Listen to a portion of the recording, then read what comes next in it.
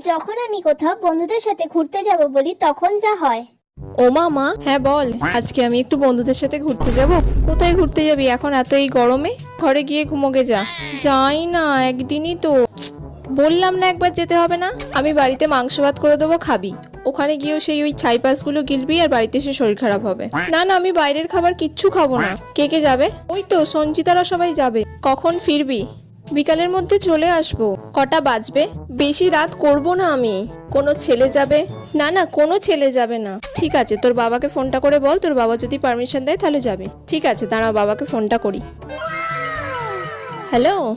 হ্যাঁ বাবা, বলছি আজকে আমি একটু বন্ধুদের সাথে ঘুরতে যাব গো। তোর মাকে জিজ্ঞাসা কর, বাবাকে জিজ্ঞাসা কর। ও মা, যাই না, মাকে জিজ্ঞাসা কর। বলছি না তোর বাবাকে জিজ্ঞাসা কর, তোর মাকে জিজ্ঞাসা কর। দূর বাবা, আমি কোথাও যাব না, যাও, ভাল লাগে না। আমি তো আগেই বলেছিলাম যেতে হবে না, যা জামা কাপড় ছেড়ে নে।